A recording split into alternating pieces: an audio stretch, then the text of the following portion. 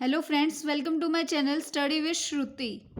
इस वीडियो में हम डिस्कस करेंगे रिकॉर्ड्स एंड रिपोर्ट्स के बारे में। तो शुरू करते हैं डेफिनेशन से। रिकॉर्ड्स रिकॉर्ड्स की डेफिनेशन में क्या आता है? सबसे पहले कि रिकॉर्ड एक परमानेंट और रिटन डॉक्यूमेंटेशन होता है, जिससे क्या होता है कि हमें पता चलता है कि जो नर्सिंग की या फिर हेल्थ मैनेजमेंट की केयर की कैसे कैसे केयर दी गई है पेशेंट को, उसके हिसाब से एक रेलिवेंट जो है इन्फॉर्मेशन उस डॉक्यूमेंटेशन में प्रोवाइड मतलब प्रेजेंट होती है रिकॉर्ड में, कि क्लाइंट को हमने क्या क्या केयर दिया है। दूसरी क्या होती है कि रिकॉर्ड जो है क्लिनिकल, साइंटिफिक, एडमिनिस्ट्रेटिव या फिर लीगल डॉक्यूमेंट हम इसको कह सकते हैं। इसमें क्या होता है कि नर्सिंग केयर जो भी किसी भी इंडिविजुअल को, फैमिली को या कम्युनिटी को दी गई होती है, उसका एक पूरा डॉक्यूमेंटेशन होता है जिसको हम कहते हैं रिकॉर्ड। इसके बाद आती है रिपोर्ट। रिपोर्ट क्या होता है? ओरल या फिर रिटन एक्सचेंज होता है इन्फॉर्मेशन का, जो केयर गिवर या फिर जो वर्कर्स होते हैं जो केयर देने में हेल्प करते हैं, उसके बीच में जो भी ये एक्सचेंज होता है उसमें हेल्प करता है। उसके बाद जो है रिपोर्ट को हम एक छोटी सी समरी भी कह सकते हैं कि क्या क्या सर्विसेज जो है पर्सन को दी गई हैं, या फिर किसी पर्सनल को या फिर किसी एजेंसी को। पर्पस क्या क्या होते हैं रिकॉर्ड एंड रिपोर्ट्स के, वो अब हम देख लेते हैं। सबसे पहले होता है way of communication. Way of communication में क्या होता है कि जो भी जो रिकॉर्ड्स होता है वो एक कम्युनिकेशन का वे होता है मेंबर्स के बीच में या फिर हेल्थ केयर टीम की जो होती है, रिगार्डिंग द ट्रीटमेंट केयर, जो भी प्रोसीजर्स करने होते हैं पेशेंट की नीड या फिर प्रोग्रेस के हिसाब से। उसके बाद इसमें क्या होता है कि जो भी रिकॉर्ड्स या रिपोर्ट्स होती हैं वो क्या होती हैं कि वो भी क्लियर होनी चाहिए। रिकॉर्ड जो है वो क्लियर, और रिटन जो होता है वो क्लियर होना चाहिए एकदम, और ब्रीफ में लिखा होना चाहिए। ऐसा नहीं है कि हम बहुत बहुत बड़े बड़े पैराग्राफ्स बना के लिख देंगे, नहीं, ब्रीफ में लिखना होना चाहिए, लेकिन उसमें जो है पूरी जो भी डिटेल होती है वो हमें लिखनी होती है। इसकी वजह से क्या होता है कि एरर्स होने के चांसेस बहुत ज़्यादा कम हो जाते हैं, और रिकॉर्ड जो है वो प्रमोट करता है कंटिन्यूटी ऑफ केयर को। उसके बाद आता है planning patient care. Planning patient care में कैसे हेल्प करता है कि रिकॉर्ड्स जो होते हैं वो सोर्स ऑफ इंफॉर्मेशन होते हैं, जिससे कि हमें पता, ये जो रिकॉर्ड्स हैं ये पेशेंट के एडमिशन से लेके उसके डिस्चार्ज तक जो है चलता है।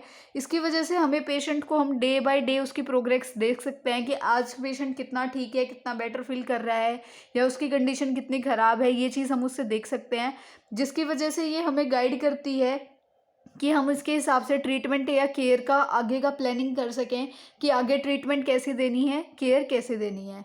उसके बाद आता है क्वालिटी इम्प्रूवमेंट या फिर ऑडिट। इसमें क्या होता है ऑडिट में, इससे हमें क्वालिटी ऑफ केयर जो ट्रीटमेंट के लिए दी गई है उसकी क्वालिटी कैसी है हम वो चीज़ देख सकते हैं, उसको असेस कर सकते हैं। इसमें हम जो है क्लाइंट का रिकॉर्ड में जो भी रिव्यूइंग होती है कि कैसे वो उसको रिव्यू कर रहे हैं, वो चीज़ भी हम इसमें देखते हैं।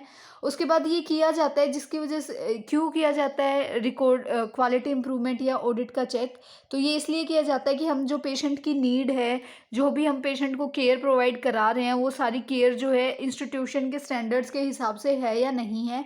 और दूसरी चीज़ ये हेल्प करती है कि जो पेशेंट की नर्सिंग एजुकेशन में जो चल रहा है उसमें क्वालिटी कैसे इम्प्रूव की जाती है, क्या क्या नए प्रोग्राम्स इस्टेब्लिश हो रहे हैं, वो सारी चीज़ें आगे हेल्प करती हैं। उसके बाद आता है रिसर्च।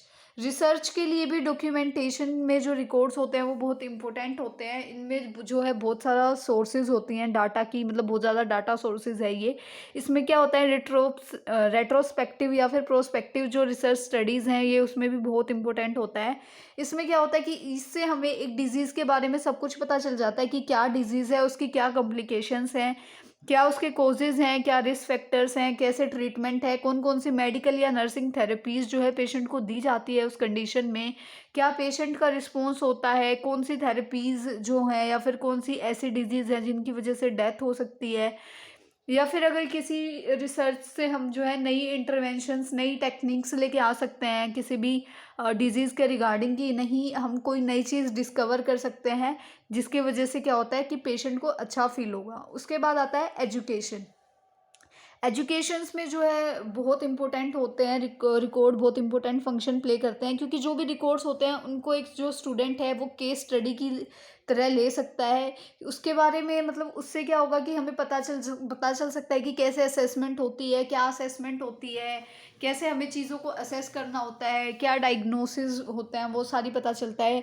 एक डिजीज़ के रिगार्डिंग हमें साइन सिम्टम्स देखने को मिलते हैं, ट्रीटमेंट, कैसी थेरेपीज़ होती हैं, क्या केयर प्रोवाइड की जाती है, नर्सिंग इंटरवेंशंस कैसे कैरी आउट किए जा सकते हैं, कैसे जो है एक स्टूडेंट अपनी इसकी हेल्प से क्या होता है कि स्टूडेंट अपनी जो लर्निंग कैपेसिटी है उसको बढ़ा सकता है, अपनी जो उसकी नॉलेज होती है किसी भी डिजीज़ के रिगार्डिंग वो उसको एक्सपेंड कर सकता है। उसके बाद आता है रिइंबर्समेंट। इसमें क्या होता है कि जो रिकॉर्ड होते हैं उसमें सारा डायग्नोज, ट्रीटमेंट, मेडिकेशंस और जो केयर प्रोवाइड की गई है क्लाइंट को हॉस्पिटल के थ्रू वो सब प्रेजेंट होता है। इससे क्या होता है कि पेमेंट लेने के लिए ये बहुत इंपॉर्टेंट हो जाता है। जब भी गवर्नमेंट या किसी भी इंश्योरेंस कंपनी से हमें पेमेंट लेनी होती है पेशेंट की ट्रीटमेंट के रिगार्डिंग, तो ये सारी चीज़ें हमें आगे सबमिट करनी होती हैं कि हमने ऐसे ऐसे ट्रीटमेंट दिया है, अब आप हमें इसके लिए पेमेंट कर दो। तो उसके लिए वो रिकॉर्ड जो है रखना इंपॉर्टेंट होता है। उसके बाद आता है लीगल डॉक्यूमेंटेशन। लीगल डॉक्यूमेंटेशन एक पेशेंट के और जो हेल्थ पर्सोनल है दोनों के लिए ही सेफगार्ड की तरह यूज़ होता है, क्योंकि इसमें पूरा अच्छे से डायग्नोस, ट्रीटमेंट, मेडिकेशन हर एक चीज़ बहुत अच्छे से लिखी हुई होती है। ये पेशेंट के राइट को जो है प्रोटेक्ट करता है कि हमने उसको सब कुछ इन्फॉर्म किया है पेशेंट को, और उसके साथ साथ ये एविडेंस या फिर डिफेंस की तरह भी काम करता है हेल्थ पर्सोनल के रिगार्डिंग, अगर कोर्ट में कोई भी केस या कुछ भी हो जाता है उसके रिगार्डिंग। उसके बाद आता है क्वालिटी ऑफ केयर। जो भी पेशेंट के नीड्स होते हैं वो आइडेंटिफाई किए जाते हैं रिकॉर्ड्स के थ्रू। जो भी नर्सिंग केयर प्लान है उसका क्या रिस्पॉन्स आ रहा है, क्लाइंट को कैसी केयर मिल रही है, क्या नर्सिंग जो इंटरवेंशंस ली हैं उनके साथ क्या प्रोग्रेस है, क्या क्वालिटी ऑफ केयर को इंक्रीज़ या डिक्रीज़ करने की ज़रूरत है, वो सब हमें जो है रिकॉर्ड से पता चलता रहता है। उसके बाद आता है डिसीजन एनालिसिस। इसमें क्या होता है कि जो भी इंफॉर्मेशन है उस रिकॉर्ड्स में वो प्रेजेंट होती है। इससे हमें टाइम टू टाइम जो है डिसीजन लेने में हेल्प मिलती है कि कैसे प्लानिंग करनी है, क्या नीड्स हैं क्लाइंट की, क्या उसकी फाइनेंशियल प्रॉब्लम्स हैं, क्या जो ज़्यादा चीज़ें हम यूज़ कर रहे हैं, क्या हमें कम चीज़ें यूज़ करनी है। यानी कि अगर हॉस्पिटल में पेशेंट्स आ रहे हैं तो हमें रिकॉर्ड से ये पता चल जाता है कि कौन सी केयर जो है ज़्यादा प्रोवाइड की जाती है, कौन सी केयर जो प्रोवाइड करने की नीड कम होती है, किस पे ज़्यादा पैसे लगाने हैं, कौन सी चीज़ जो है हॉस्पिटल में ज़्यादा अवेलेबल होनी चाहिए। ये सारी चीज़ें हमें रिकॉर्ड से पता चलती हैं। उसके बाद आता है वाइटल स्टैटिक्स। यूएनओ के अकॉर्डिंग क्या होता है कि वाइटल स्टैटिक्स का हमें पता चलता रहता है, जैसे कि birth rate, death rate, abortions, marriage, divorce, adaptation या फिर जो भी जुडिशियल डिस्क्रिप्शंस होते हैं इन सब के बारे में हो जाता है। उसके बाद जो रिकॉर्ड है वो बहुत जो है यूजुअल होता है, जिससे मतलब बहुत यूज़फुल है बहुत ज़्यादा। इससे हमें एक कम्युनिटी को क्या क्या जो है केयर प्रोवाइड की जा रही है, कैसे कैसे उनको सर्विसेज दी जा रही हैं, उन सबको हम देख सकते हैं। इसके बाद आता है हेल्थ सर्विस प्लानिंग, कि क्या क्या बेनिफिशियल जो रिकॉर्ड्स होते हैं वो बहुत बेनिफिशियल होते हैं हेल्थ प्रॉब्लम्स को निकालने के लिए। पेशेंट किस चीज़ से सफ़र कर रहा है वो सारी चीज़ें पता करने के लिए जो है रिकॉर्ड्स और रिपोर्ट्स बहुत इंपॉर्टेंट होते हैं।